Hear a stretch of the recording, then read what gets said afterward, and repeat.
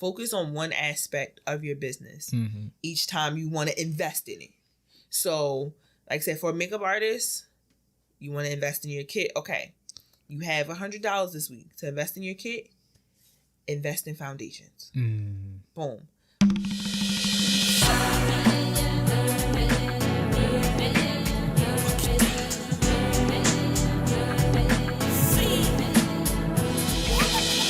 Ownership and greatness.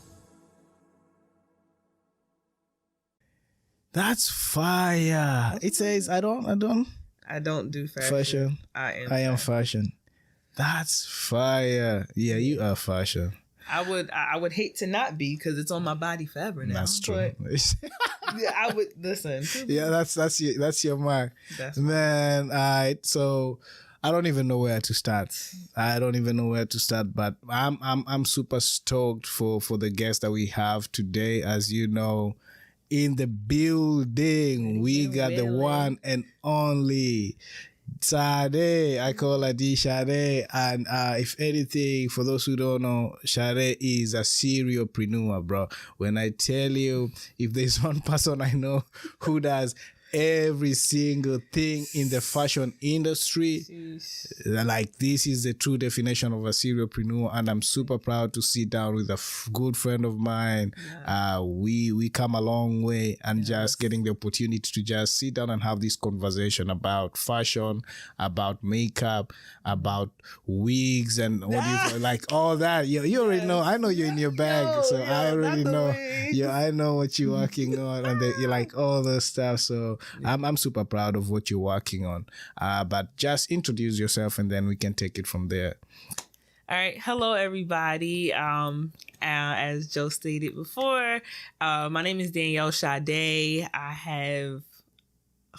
I'm always bad at introducing myself. Okay, yeah. So like I said, my name is Danielle, but I go by Danielle Dsade. I am the owner of Dsade Chic Studio and Dsade Unlimited. Those are my two businesses. I am the, owner, or I also go by Fashionably Dsade, which is my blog name. So Dsade Chic Studio is where I do makeup, I do styling, and I make custom wigs. And Dsade Unlimited is where I design. That's dope.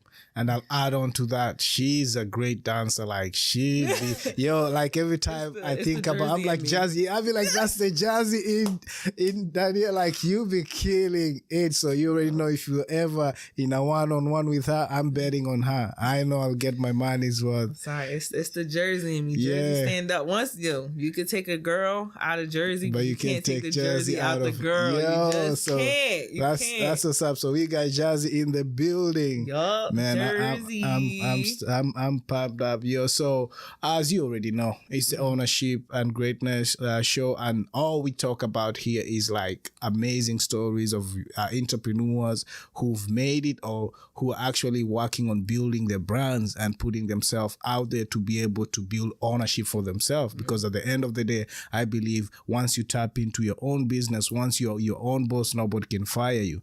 And not only that, you're actually building, I would say, generational wealth for you and your kids and the future generations. So just seeing how you've been able to build your brand is an amazing thing, because I've seen your journey. Like, when I met you, you was actually going hard, and you haven't like stopped. Like, every single time I see you out there, you're actually doing a tremendous job. So I just wanted us to like go back. As you always know, I always try to take this story back to the genesis, to where it all started, so we can build a good picture for our listeners and viewers to be able to understand how it's been. Because I know, like, for you, when did the fashion bag bite you? Like, when did you start? So it was a long time ago. Well, it was. I can say that if not fashion, art was always in me. So, in school, we're in kindergarten, elementary, everybody's like, I want to be a doctor. Yeah. I want to be a lawyer. Yeah. I want to be a nurse. I want to be a firefighter. I'm like, I want to be an artist. Like, that's just always been me. Like, I've always, maybe if it wasn't artist, I probably said like dancer. Mm-hmm. I'm trying to think if I said any other occupation. But I'm always an artist. I love arts and craft. That was like my favorite time in school. Yeah. Now when I became older, like middle school, that's when you can say I tapped into my fashion bag. Mm-hmm. And around that time, so I'm from Jersey, and I moved cities, Mm-hmm. but I was still going to school in my hometown. Mm-hmm. So my parents, we literally, I would stay with my grand aunt for the week. Okay. And she was a seamstress. Mm-hmm. And then she was like the church seamstress too. Like she sewed everybody's church clothes. Yeah. She sewed prom dresses. You had she fixed it. Like, yeah. and everybody called her auntie. Mm-hmm. It's like literally my aunt Ella. And I was just like intrigued by just sewing and watching her do it, that it made me want to learn. So during that time, I think I was in like the eighth grade, maybe like 7th to 8th grade. Yes. And when I was at her house constantly, she just taught me how to sew. Mm-hmm. And it would start by like, I would just go downstairs with her after dinner.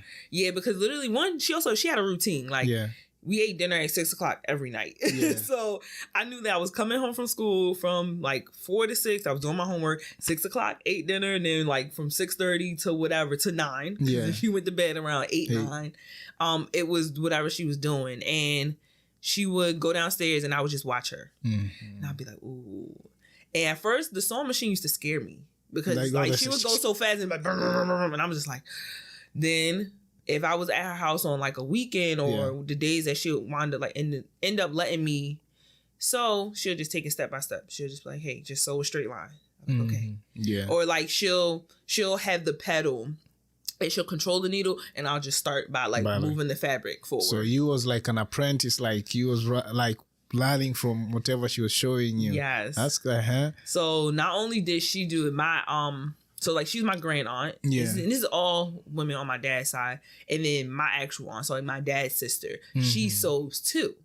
So yeah, and she was she sewed my sister's senior prom dress. Yeah.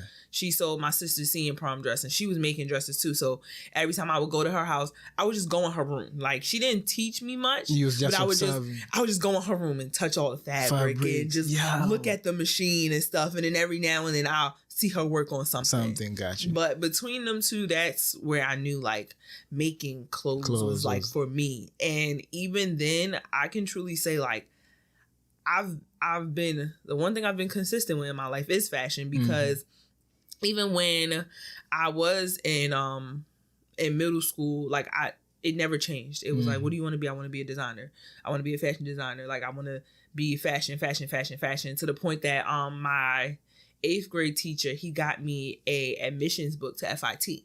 Wow. Yeah, he got me the catalog and I carried that sucker with me like I just held on to that joint, like even from then, because like I preached it so much, like he saw like that was my passion. So you was manifesting it, like you was calling it out. Like I couldn't even say anything else was fashion. My profession. It was fashion. If not fashion, then I wanted to be an artist. You see how that's how like now the Fashionably brand was like you was building it in advance. Like I like what you're saying, and this is something I always also tell people. From my standing point, I also started like I used to sketch and draw at a young age, like while I was in like middle school. Yeah. I like I've told this before. I had friends, they would bring like their projects and ask me to draw for them, and then we had this thing we used to tag our lockers. We would draw like graffitis and stuff like on the download though, like when people wasn't watching, so people would be like, yo, especially on a senior, they'll be like, bro, I want a mad like art on this joint.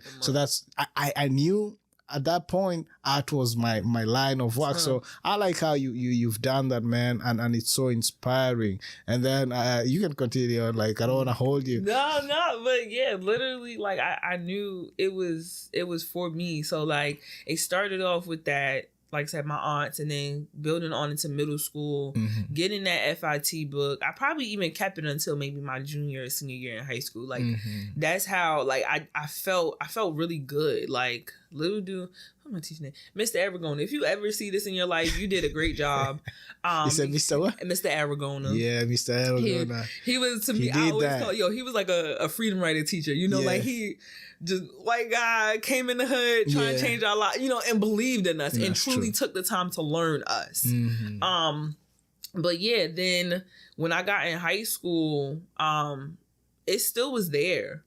And I would say this is where, like, as I go back now, where I realized that the Fashionably Dsade really started to come to play and like was born, because in high school I didn't have a uniform. We just had to be business casual. Mm-hmm. And looking back at my outfits, I cringe.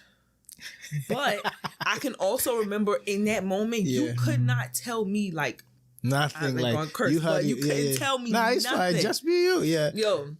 All right, so then you couldn't tell me shit when I was in those outfits, and I felt like it was just me. Only I could rock this the way I'm supposed to rock it, and nobody else. Granted, I always had inspiration in high school, and I would see how other girls would dress and stuff. And it would give me inspo, but I also I always put my own spin on it, and also because I was forced.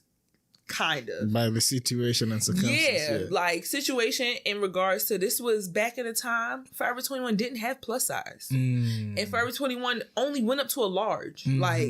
It was only small, medium, large. Yeah. And I couldn't even fit Forever 21 large. So this was back in that time where, those Charlotte Russe, Forever 21...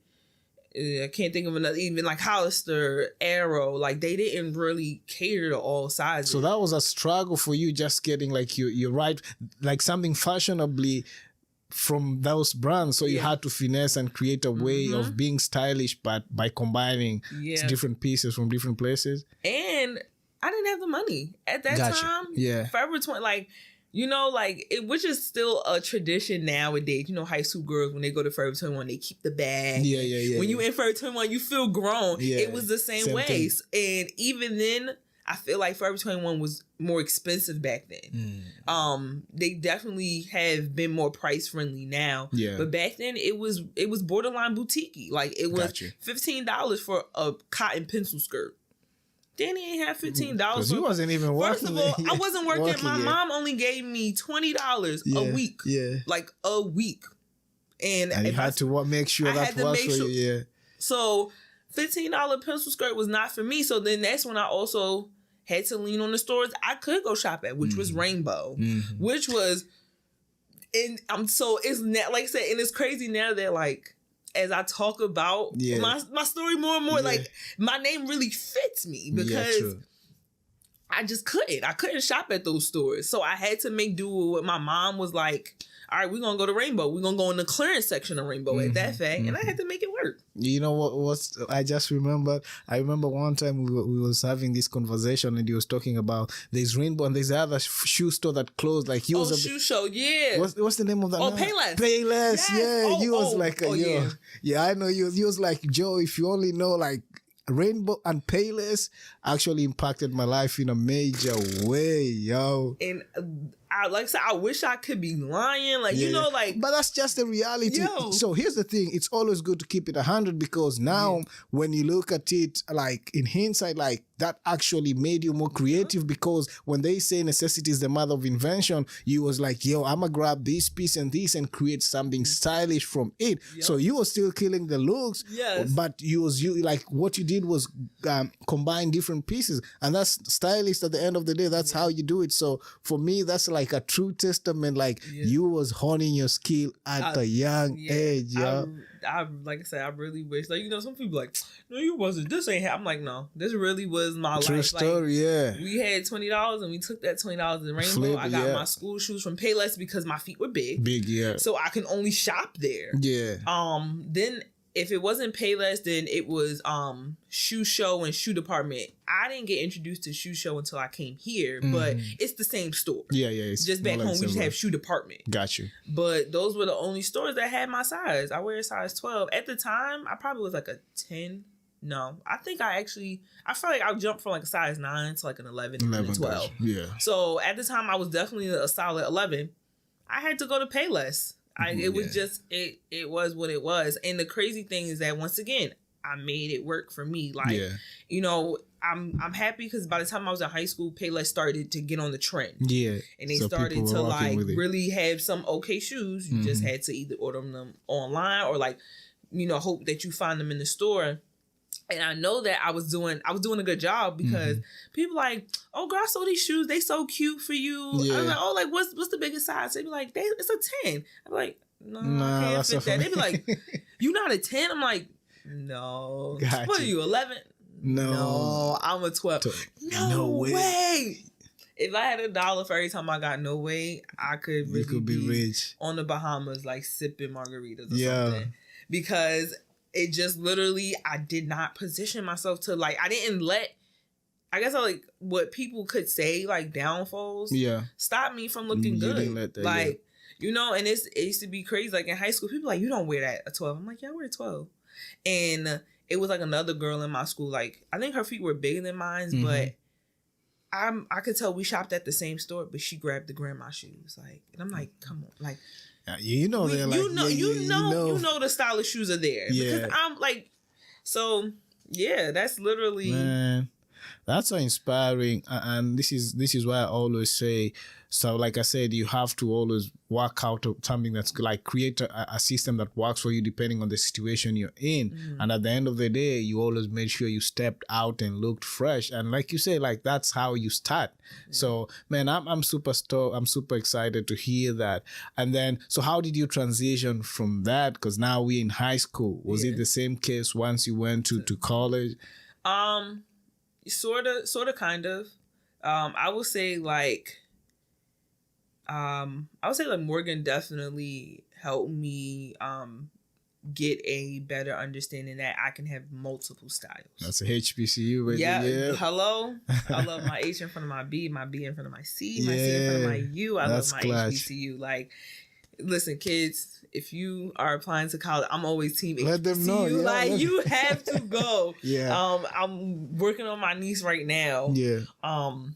But yeah, when I got to college, it definitely was, it allowed me to try out different things and still make it my own. So that's when you transitioned to BMO, right? Yes. Got you. Yeah. So, and that's when like, I can say like, I had more of a thrifty style. I would say my like Morgan style was very thrifty. Thrifty, got you. Thrifty, but girly. Got you. And the same thrifty, girly, and like preppy.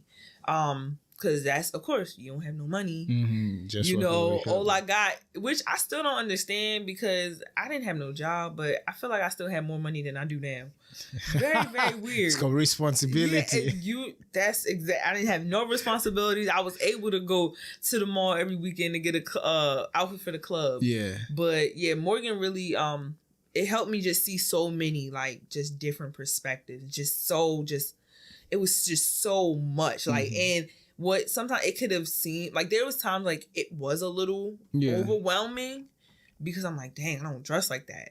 But then at the same time, I could turn around and be like, oh my gosh, like, look at this person. They're not like everybody else, and they still feel comfortable. Yeah. So it really gave me that sense of like, Danny, if you look good in it, you feel good in it, then that's all that matters. Who cares one day you want to like skinny jeans, cardigan, and just a simple t-shirt. And the next day you want to have baggy jeans, a hoodie, sneakers, and like, you know, some dope glasses or something. Like it proved that I can have different sides and it was okay. Yeah, so that's dope. So what did you major in Morgan, if you don't mind me asking? Yeah, fashion merchandising. So that's what I wanted to know. So you see, I'm trying to drive this home, like, and this is something people don't even understand. It's always good to follow your passion because there's nothing that really makes me happy when I realize like the person who actually does what they love, like you don't even get tired of it. Like you're always immersing yourself in doing that kind of stuff because it's in you. It's not like a 9 to 5 where you feel like, I don't have to do this. Like, but when you're actually doing something that you're passionate, sometimes the money is not the issue. because all you're doing is creating these pieces that actually represent who you are, giving yourself, putting yourself out there and making sure whenever you dress up, style someone, you're like, yeah, that's my art, that's my look, man. Yeah. That's clutch. So I didn't even know they offer that. That's dope, man. Yeah. So I don't think well, when I was applying, most people didn't realize, and the crazy thing that I actually stumbled upon fashion merchandising at Morgan. When I originally applied, I applied to the fine arts. No, that was what you was aiming so for, that's what I was doing. If the school didn't have a fashion program, I was applying under the arts. Got you. So there was a couple of HBCUs where I also did assume that all HBCUs had a fashion program just because. But at Morgan I didn't see it. And then I was working. So my high school job, I worked for this nonprofit. They had a summer camp after school center, and they employed high school students. So, and they did like a lot of stuff with us. Yeah. So they always did a college tour. So I had already went my junior year. So the next year they went, and that was the year they actually went to Morgan. And I was like, of course. I'm like, I can't go, but it's all right. I done applied, whatever. Yeah. So one of my friends come back, and he's like, oh, Danny, he's like, Danny, you know Morgan got fashion? I said, no, they don't. He said, Danny, yes, they do. I'm like, no, they don't. What are you talking about? I applied. I applied. Like, I did the application. He like, no, they do for real. Like, we took the tour. Like, they have a fashion program. I said, whatever. That night, I was like, you went to make sure. Yeah, I went to look at it. Just literally. So the way Morgan has it set up, it's under so if we start with the school, it's under the School of Education and Urban Studies. Yeah. So I was like, okay. I saw that. I was like, that looks kind of interesting, because I know Dell State, I think their fashion program is under urban studies, the same type of school. So I was like, okay. And then under that, the major is family and consumer science, but my concentration is fashion merchandising. Gotcha. So my degree says family and consumer science, but my concentration is fashion. So there was a general and then a fashion side. So yeah, literally it was like I had to put pieces of the puzzle together and I changed my major. So wow, man, I'm loving this. I like it's so inspiring, especially for people who are out there. I was talking to my daughter the other day. She's into fine arts and stuff, and she was like, yo, Dad, I'm thinking of actually majoring into like fashion, like creating concept and stuff. So now you actually just gave me some gems, because she's actually in the process of like choosing the schools, and we was looking into like a couple of HBCUs. So now you don't even know, you just educated me. Like now I have even if she doesn't do fashion merchandising, definitely still stick with fine arts. Fine arts, that's what she's is that, like, especially with fashion, you can literally get in like with any degree. Got you. With any degree, as long as maybe you I feel like maybe if you like not even honestly, even with just your bachelor's, like with any degree, if you get in the right job, you can literally, like, I have somebody who is a psychology major, and we was talking, and I was like, and we were trying to like piece together, like, she's like, well, Danny, like, how could I put my psychology degree to use in fashion? I said, you have to understand why people choose the colors that they choose, why people style the way that they style. Yeah. Companies are looking for people to know what the consumers want, what the consumer is going to buy, why they're going to buy it, and what triggers them to buy. Yeah, like what triggers them, what is going to trigger them to make that choice. It's like, if I want to make sure, like, I'm going to hire somebody who's going to make sure that I can put a piece on the runway that's going to trigger somebody to buy it the next day. Yeah.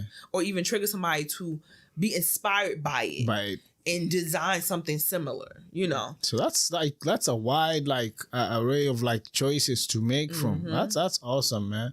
That's awesome. Now we're in Morgan. Let me. How was the Morgan? Because I know, like, you're deep in like your sorority and all that. If there's one person I know who goes hard for there, so it's you. And I like the way you guys have that. You've built a community of people who you're able to tap into and also connect, and in not only in college but outside, and you've been able to create a network. How was it? How was the experience? How are you able now to be able to tap into your inner style and step up from there and then venture out into like the workplace? Man, I went trade my experience for the world. First of all, shout out to the greatest sorority in the world, Sigma Gamma Rho Sorority Incorporated. Last created, best designed. All right. Let them know. But definitely it taught me more about sisterhood. And not to say, I have sisters. I'm the baby of 4. Yeah. I have 2 sisters and a brother, but it definitely it taught me how to use my skills to be a blessing to others. And also be able to be vulnerable. Like, and know that you can lean on somebody. I would definitely say it really it helped me, and it did help me get connections as as always, which is great. I have sorors I can call on for anything. And it definitely gave me a bigger sense of sisterhood that it's just that's like a community. Yeah, you just can't beat it. You just can't, and especially when it's genuine. Yeah, true. And it's definitely, and you're gonna have sisters that are gonna tell you how it is, and it don't matter. Keep it 100. Like they're gonna tell you what you need to hear, not what you want to hear. Yeah, I like so. That. I'm definitely grateful. I feel like I would not have made any other decision. And I'm glad that I was able to be, I'm able to be a part of such a organization bigger than myself. Because that's what it is too. Like, when joining an organization, you just have to understand, like, it's no longer you. Yeah, it's something bigger. But you take what you have and just make it a little bit better. Add your own little spice into it. Yeah. That's dope. So did you start because I know when I worked with you, you were actually a visual merchandiser like that. So like you are the one who's putting out all the major pieces, making sure like the brand look dope, making sure you're setting up like the designs that people would buy, like the staple pieces. Did you venture into like the business aspect of it while you're still in college, or you did it after you graduated? I will say after I graduated. And I would say that was one thing, like, working at Zara was a blessing because it taught me more about the business side aspect of it. Gotcha. Yep. And it taught me more about understanding like reports and understanding the logic behind, us creating those beautiful walls. I definitely took more into consideration while I was at Zara, learning like all those reports and stuff. Like, it definitely gave me that of business. Even though I did at Morgan with fashion merchandising, we did take business classes, but we took the basic business classes. Like, we didn't really dive deep. Only subject we dove deep in, which we didn't, was accounting. But other than that, it was just like surface level. Gotcha. So I would say like majority, like the skill set you had to learn like on the ground. Yep. Nice. On the ground, literally. Like, I think college just preps you for the foundation. And jobs give you that experience, which like I still don't understand why. Sometimes jobs make it so hard. They want so much experience out of college. But you can't, you have, and this is something I always say, and I'm a big advocate of just being an apprentice. Like you said, you see how you laid your foundation of being a seamstress? You was putting in the work first. So I feel like they should be open to let people learn, because you can be someone to say this, that this thing that actually inspired me. He was like, you can become a master without making mistakes.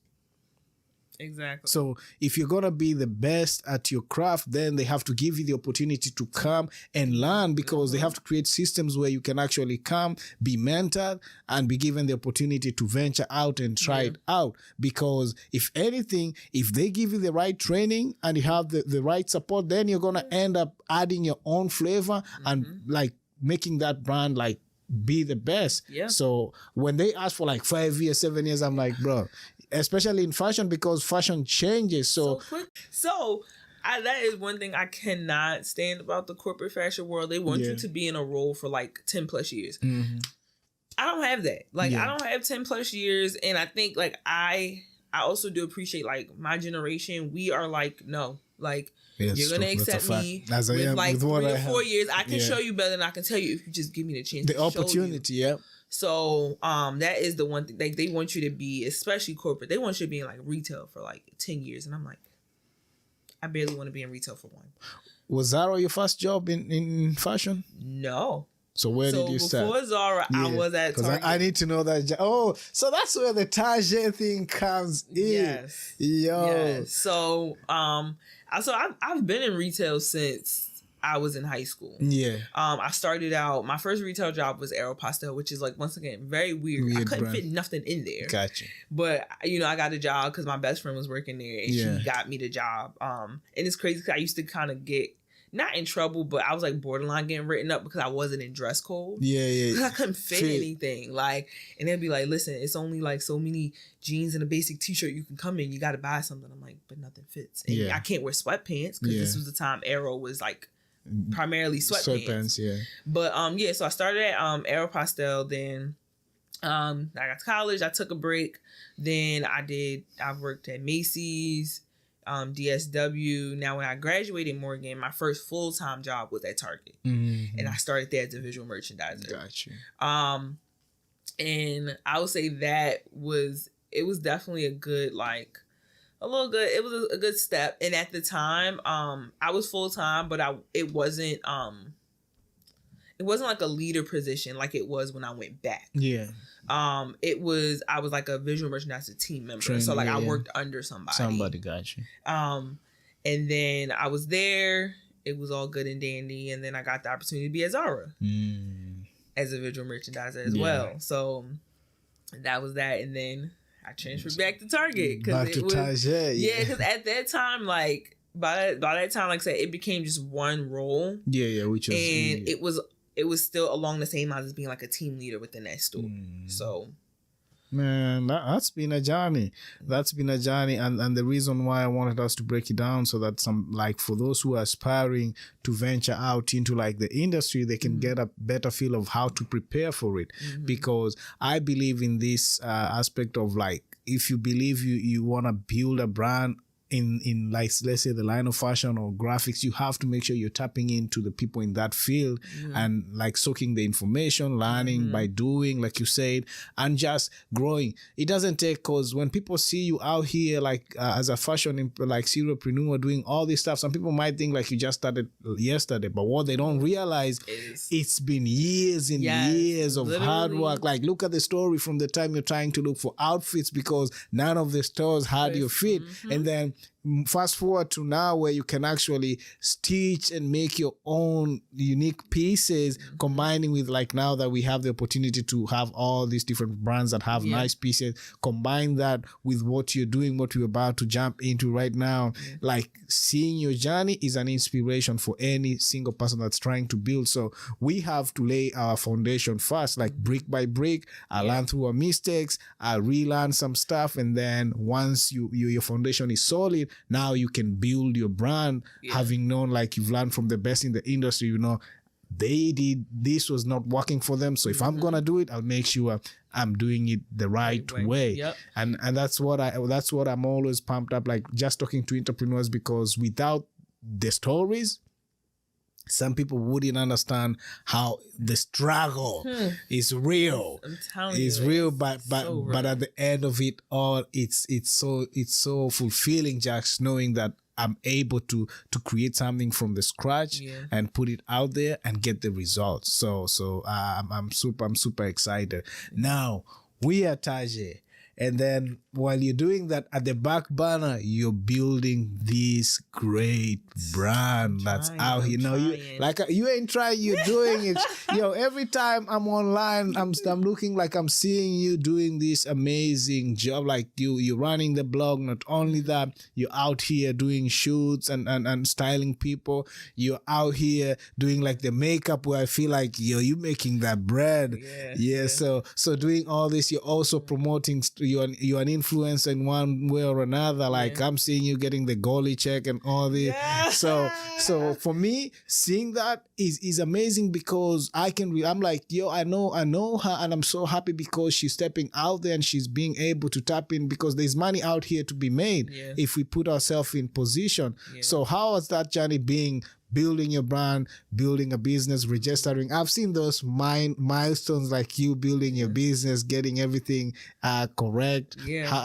Just break it down for us. Like, how was the journey building your brand and then getting to where you are right now? So let's go. My journey, I would say it started at Morgan. And it literally started from me just taking pictures of my outfit. Because like I would go to class and I would get dressed. Like that was just the thing, you know, HBCU culture. Like you're wearing heels in the cafeteria. That's just what it was. I didn't wear heels, but I definitely was snazzy, especially like, you know, your key days to dress up was like Monday, Wednesdays, and Fridays.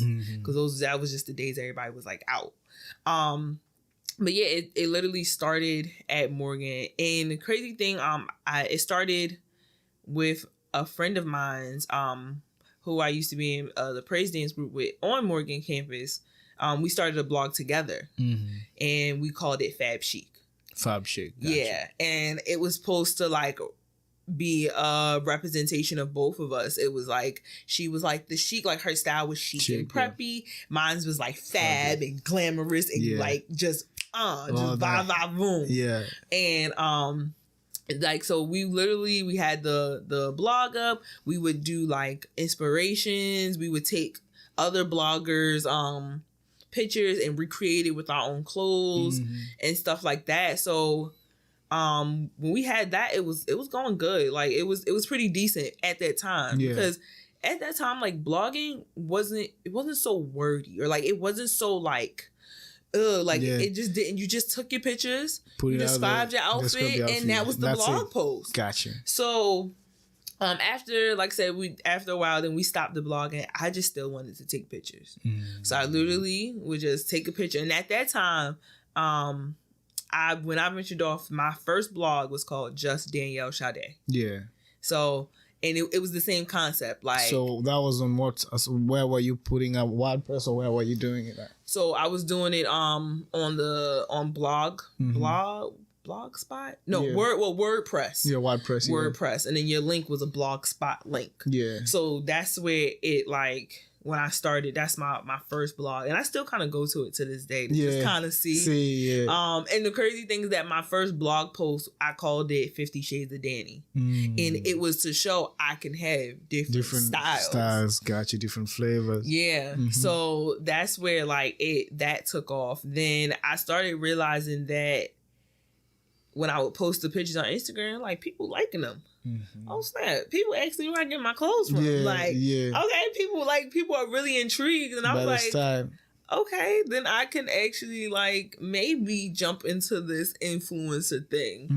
And then I think when was it when I kind of got my first like brand ambassador? Maybe 2017. Yeah, like right after I graduated.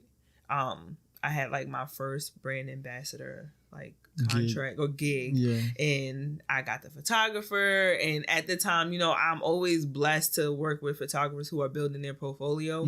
So like we always just be looking out for each other. So at that time, like I took the pictures, and then I was like, oh, I could do this. Yeah. And then also I went to like North Carolina with my friend who's like my soror and like my client, whatever. And we like literally, it was just like noticing that I took good pictures and people just wanted to know what I had on or wanted to know how I put it together. Gotcha. Cause I always tell you what I had on. Like you ain't gotta pull no teeth with me. Yeah. And it's so funny. Like whenever I'm out, I always do this. Now people probably don't ask for it, but I just, you know, it's just natural to me. To do it, yeah. When people be like, "Oh my gosh, girl, you look nice," I'm like, "Thank you, Rainbow, Rainbow." So you're giving them tips on where they can actually get the pieces. I'm like, "Girl, $2 at Rainbow." Hey, always. Yeah. My friends be like, "They ain't even ask." Yes. No, I be like, "I don't care. It's just in me." And sometimes, you know, people compliment you but some people are scared to even ask. But when you do that, it's an icebreaker and gives them an idea of where to get it. Yeah. Like I sometimes like I like to compliment people so much. Like it bothers me when I can't tell me. I like your like so much. It be bothering me, or like I just have to. And sometimes they look at me like, oh, okay. I'll be like, I'm sorry, girl, but them shoes, fire. But literally, it just, when I noticed that people like really was intrigued about how I put stuff together, I was like, I could an avenue here. And also when it came down to honesty about products and honesty about what I'm using, or like they just knew they were gonna get the honest truth. And that's kind of what influencing is about. It's like, it's making sure like you're inspiring your audience to be their authentic self. And never like steering them wrong, or even like I said, just being completely honest with them, good, bad, and ugly, you know, and understanding that they trust you. Because people want to know the truth. I hate when people are gaslighting. You gaslighting someone, but deep inside, you know, nah, that ain't it. Like, it's always good. People like, if especially working in retail, you saw that like customers would be like, tell me the honor. Because you want to make sure like when you dress up, you want to feel confident. And the last thing is doing something or getting like styling someone and lying to them, and you already know that ain't. I liked how we used to be honest, be like, ma'am, that ain't it. Try something else, and giving them alternatives. So I believe your honesty is what has actually put you where you are, because I've seen you in action. I've seen you actually dress up people coming back and asking for, where's Danny? Where's she? Like, and that's super amazing, man. That's super amazing. So now you're doing that, and then, because I know the fashion part, how did the makeup, the glam part come into all this? Because, bro, that's like, I've seen your work. I was waiting for the makeup part because when you were mentioning how like when you do something you love, like you don't even want to get paid for it. And it's so crazy. I had a client the other day, and she's just like talking to me while I'm doing her makeup, and she's like, you know, everybody's been asking a lot lately. She's like, so what made you know makeup was like it for you? Like, I was like, when I was able to just do it and not want to get paid for it, just enjoy it. I told her, and I guess that's also where like the wigs and stuff come from, because I had this passion to just beautify people. Not to say that I was taking people from like drab to fab, but like I just loved transformation. I just love slight transformation. So it started off with makeup. I'd be like, let me just play on your face. Like I knew I was gonna get into makeup, because I just knew I was just that girly girl. Like I was just, because I was doing it on myself. Like I just knew. But I think like when I just was able to be like, hey girl, come over. I just want to do your face. Like let me just do a smoky eye on you. Like they'd be like, you want? I'm like, I don't even care. So you was practicing on them. Yes. Yeah. That. And then like if they had like a weave in or something, I'll be like, yo, can I just curl your hair? Like I'm not a cosmetologist, but I just love curling hair. Like, and I still do to this day. So like my wigs, like I love to curl them. I won't wear them, but I just love to curl them. Like it was just the beautiful, like just like the transformation in the process. Like I just loved it and I fell in love with it.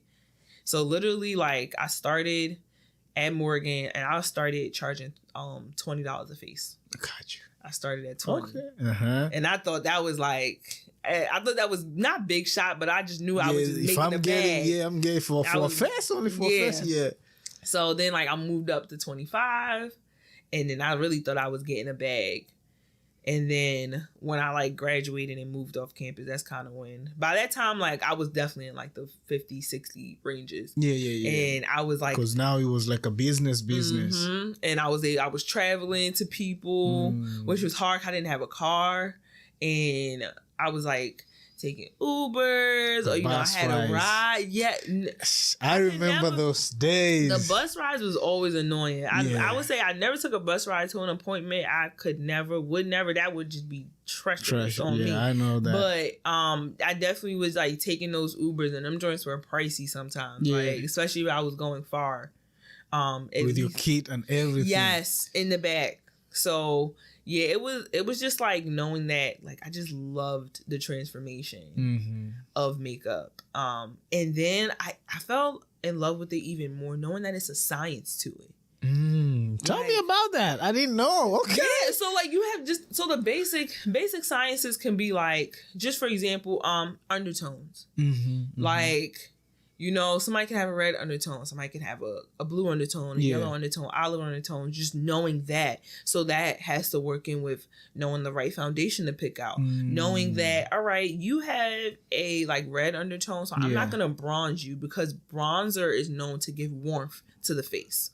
Got you. So you're already warm. I don't want to add you need extra something warm. cool. Yeah, so you need something cool. So literally the science behind that, it's like art, the color theory. That's what I was about to say. From what you're saying, it's playing with the palettes and everything. Yes, it's a big thing. Even like, you know, to eye shape, just knowing that like an arched eyebrow makes you look a different appearance. And just even knowing that, okay, so if this person really loves that arched eyebrow, I got to know where to place the eyeshadow so that it doesn't look crazy. Can pop up too. You know? So it's a science behind it. And even when I like found that out by taking classes and just like, you know, buying little webinars here and there, I was like, pause on that because this is something very important now.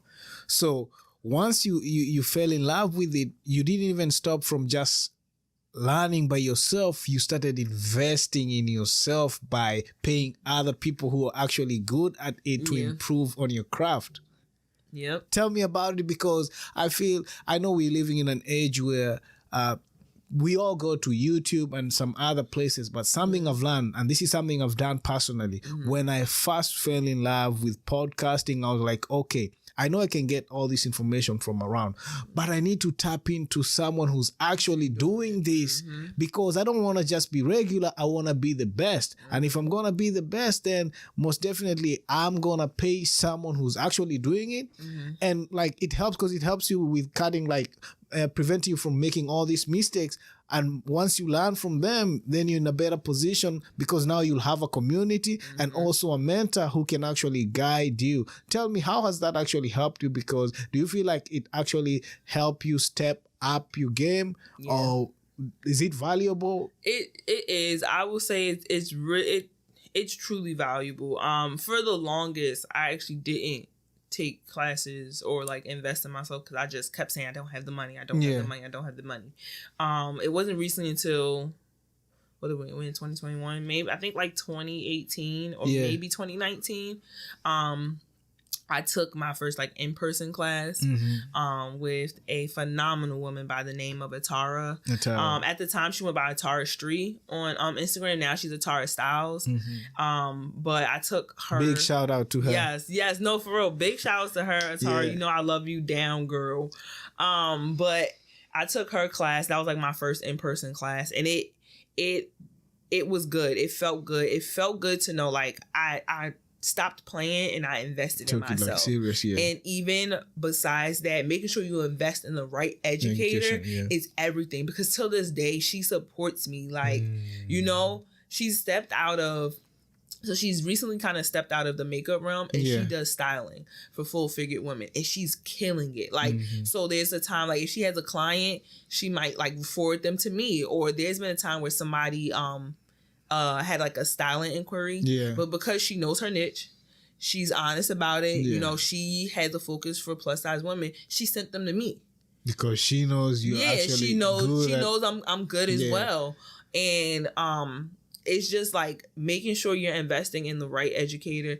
Really go off of genuality. I don't even know if that's a word. We're gonna create it. That's it. Whatever she said, that's the one. Versus like popularity.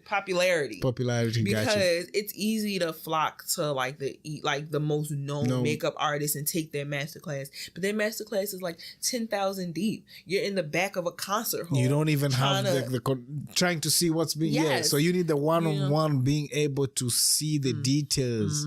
And I'm a type of person, I love intimate. I love the connection, intimate stuff. Like, you know, of course, my goal is success. You know, fame does come with it. That's cool and all. But I know, like deep down inside, every choice I make, it will always be an intimate choice.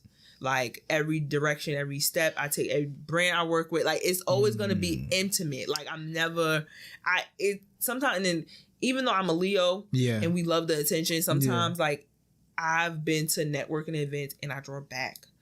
And I draw back towards the person I'm supposed to be shaking hands with. Yeah. Because I'm like, no. Like I gotta feel that if I connect with you, it's genuine before it gives you the vibe. You'll be able to tell what they actually want or what you can actually make for them to stand out. Yeah, and I always have that. Like I don't want to be like, oh yeah, they pressed for me and no. Gotcha. Like I said, Atara, she was like one of my first class, like the only in-person class I took. Other than that, I did buy like little webinars from artists here and there. Yeah. And those are cool. Like I would suggest if you do want to buy something from a well-known artist and the master classes may seem like it's too big, definitely tap into their replays or because you can now watch it at your own time. Watch it at your own time and then you are straight forward. It's close up. But I would say like, but if you're gonna invest in person, like make sure it's somebody you can build a connection with, because literally, like I said, she's been very supportive of everything I do. Like my shirt, she purchased a shirt for me. Like when I'm doing wigs, if she needs a wig done, like I do wigs for her. Like so, and it literally all started. Honestly, before that, we connected on Instagram through a kit sale. She usually has like a makeup kit sale. Gotcha. And one of my friends sent me her story like, girl, this girl having a kit sale. You need anything or whatever? And I'm like, oh, let me go check it out. And I ordered like 2 things from her kit sale, maybe 1 or 2. And then from then we just stayed connected on Instagram. Yeah. We always showed each other love. Like it was always just genuine. Gotcha. And I finally decided to take her class, and it's been good. So and even then, like I have a fashion show coming up that I'm supposed to be doing makeup for. Tell us about it. She sent me that information. It's in DC. Yeah. I think it's for like a couture designer. But literally she sent me the information. They just needed artists and stuff like that. And once again, was honest about it. Like, hey, this is not a paid opportunity, but it's definitely a put yourself out there. Great exposure. Yeah. And networking and all that. And that's something I like the way. Now look at this. This is the scenario I'm building in my mind. From you going onto her page to see what she was doing and showing the love, and now connecting. You've been able to network, and not only that, learn from her, and also make money by her sending you customers along your way. So once we create the bond and the connection, this is like a lifetime connection that's going to be able to sustain you and help you also build wealth. Yep. So people always say, there's a saying in my tribe in Kenya that says people are the wealth. Like they say Adonio Ido, like the people are the wealth. Yeah. So if you're connected with the right people, then that means automatically you'll be successful as long as you have the right people around you. Yeah. So that's just something I believe in. Yeah. Once you have, and that's once you build your own tribe in your brand, you already know no matter what, they're gonna go hard on you. You create something, they'll vouch for you. Yeah. And that's just what we need to build as entrepreneurs. Once we create a team, and also I always believe in, once you know your niche, your team will come to you. Your tribe will come. Don't worry about, because I feel like sometimes we want to build these brands and I'm like, I want to create a brand for everyone. Nah. Yeah. It doesn't work that way. Or it has to just be everyone within your niche. Yeah, your niche. And I'm still learning that, and honestly, like, it can look like I have it all together. It's just that I'm just still learning. I'm still learning. I'm not letting my mistakes, kind of get the best of me. Of course, I always just have moments where like I gotta reset. We don't make mistakes. We don't take L's. It's not losses, it's lessons. Master P said it. So that's how I look at it. Yeah. Someone said it the other day, like when that happens, whenever you feel like think about it, that actually, it's like a detour. Now you've made this so that you can no longer do it. Now you've learned from it. So the way they put it was like, I didn't learn from a mistake. They were not mistakes, but they were actually examples of how not to do it.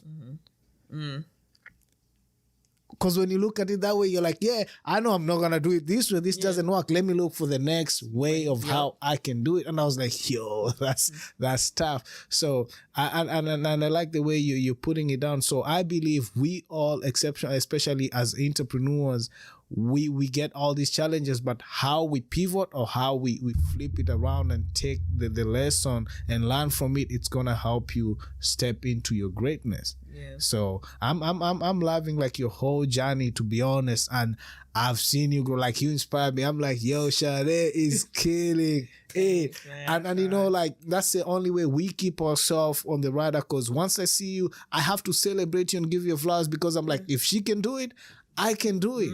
If the other person is doing it, if Key is doing it, if like all these people around me, when you see people who look like Q or who are in your circle making it, you're supposed to celebrate them, because that tells you when. And bro, I'm gonna give you another one. So we have another saying in Africa where they say, when you see your friend shaving their hair, you should put some water on yours, because you're next. But on a positive way. Why do they say it? It's to say, I'm going to celebrate you because I know my blessing is next. So instead of hating on your accomplishment, I'm supposed to celebrate you, because I know if you make it, I can make it. Not only that, I'm going to make it because now I have faith. Like, you've proven it to me. It's possible. Yes. Yeah. Literally. So that for me is why I use this platform, because I feel like we need to tell our stories. It's important for people to realize, like, you don't have, like, you can do the 9 to 5, but on the side you can actually start building your own brand, and that's ownership. Now, when you do that, you know your kids are set. Not only that, your family is set, because now they can have they now have a place where they can actually build from. Like, you've already shown them how to lay the foundation, and they can learn from your lessons and the experience and take it from there and step into greatness too. So we all need to tell these stories, so that the people of color, not only that, like, people all around globally can be able to see it's possible for someone to start from scratch and become great. It's possible for someone to start with nothing and become great. So for me, I'm always fascinated by the journey.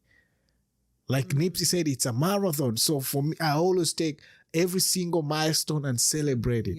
Your first customer, I'm like, my first view, my first. So, and this is something I've taught myself. I don't even worry about the likes and all that. But as long as, first of all, you are your biggest fan. When you decide, no matter what people say, I'm gonna enjoy what I'm doing. Trust me, people are gonna come from all over to support you. And that's what you're doing, and I'm super, super proud of that, Danny. Thank you, man. I'm not gonna lie to you. Now, because I know we have all that. Now you start the brand. You're talking about all this makeup and all that. When did you finally realize, you know what, I can make this like my full-time gig? Like, I can actually build this as a company where I'll be able to pay my taxes, and not only that, I'll be able to build this, do everything legally, register all this stuff. How did you finally like reach to that stage? Because I know some of us start as a hobby, and then we are like, nah, I think there's money to be made. And I know once we do that, it's our road towards becoming free, because it's all about independence and being able to be your own boss, being a CEO and being able to build a brand. How did you transition from that? Because I know that's the journey you're in right now. Just being able to have all those brands out there. It came to me maybe like I said, everything like business wise definitely came to me after I graduated. But I would say like seriously, maybe within like the last 2 years. And right now it's still like, I'm still in the process of like making this a business and, you know, determining who my real clients are, who isn't, like what do I want to do from this. So like, now, I've established the foundation. I can make money from this, right? It's something I love to do. It's something I can do for hours. Now the next is like, well, where do I see myself going with this if I'm going to be full time?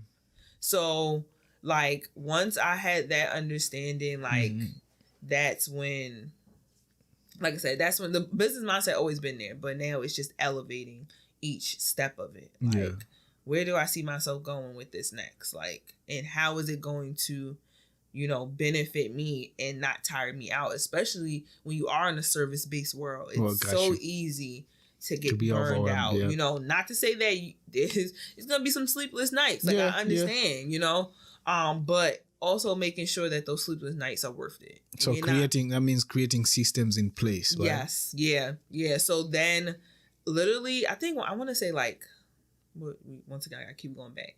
2020, maybe into 2019, beginning of 2020 is when I started really like getting systems in place. So getting a scheduling site, and then having a site, attached to my blog for people to buy my shirts. Before it was just like, all right, you want to place an order?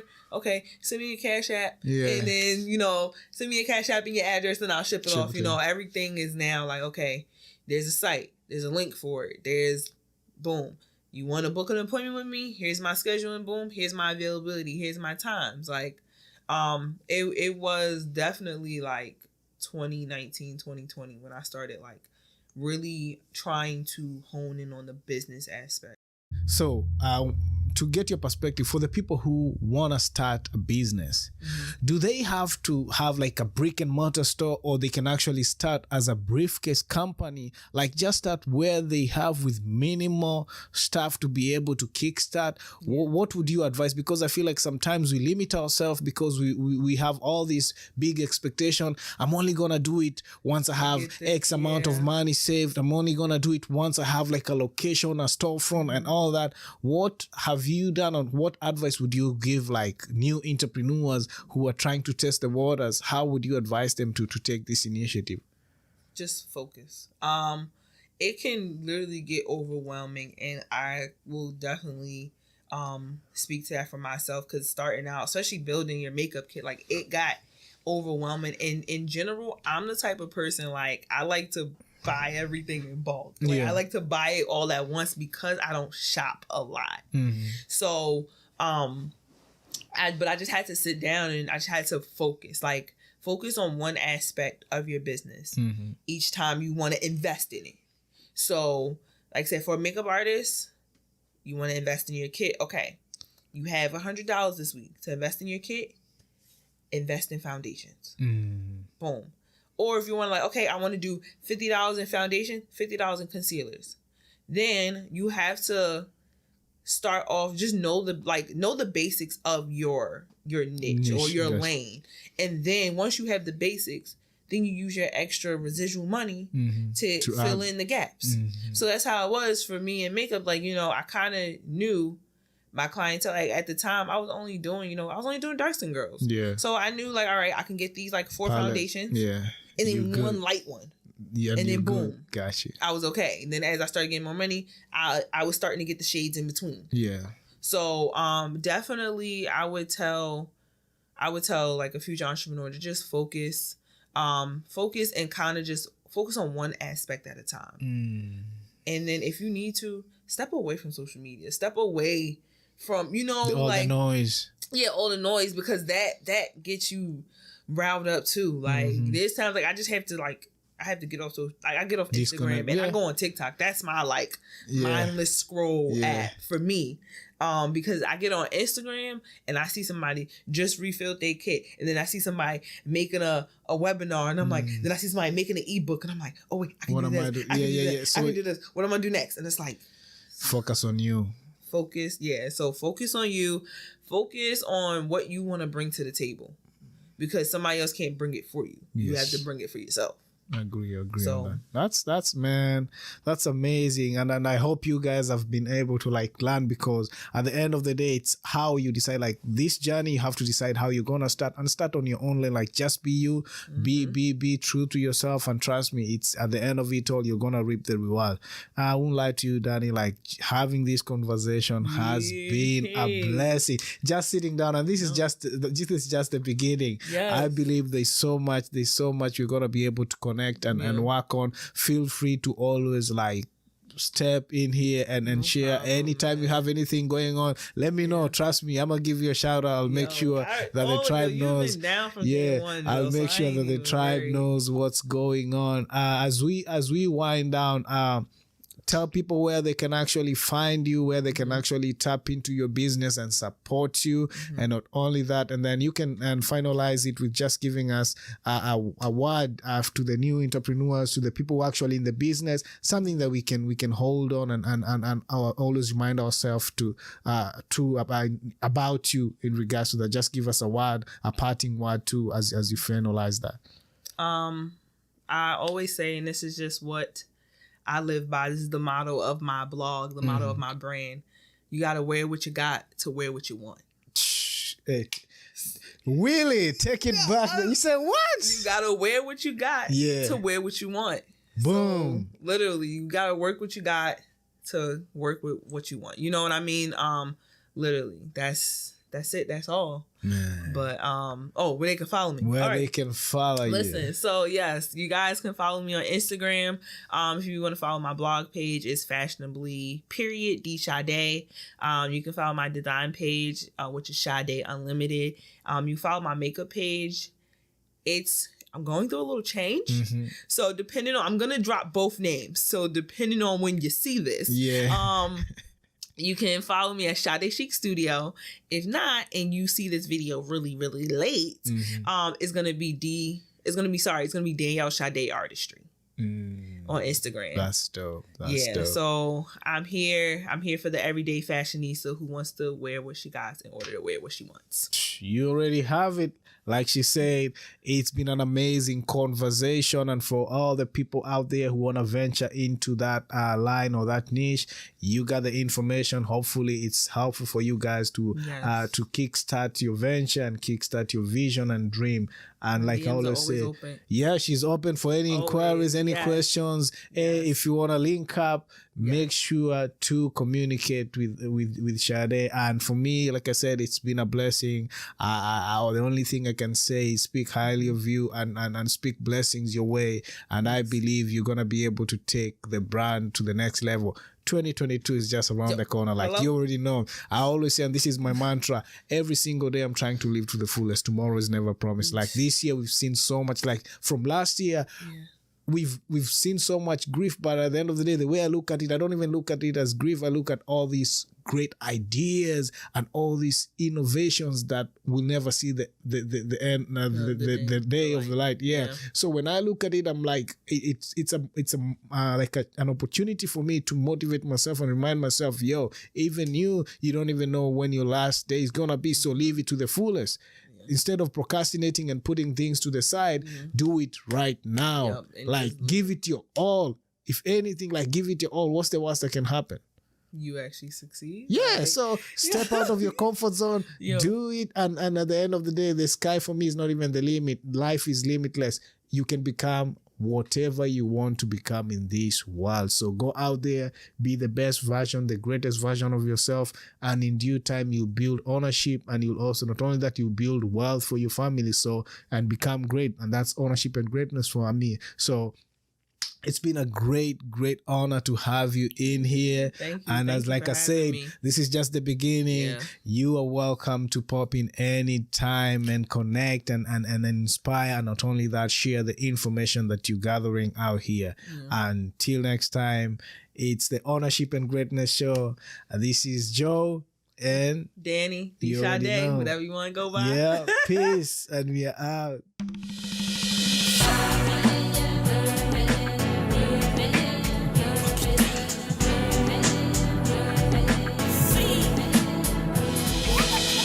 Ownership and Greatness.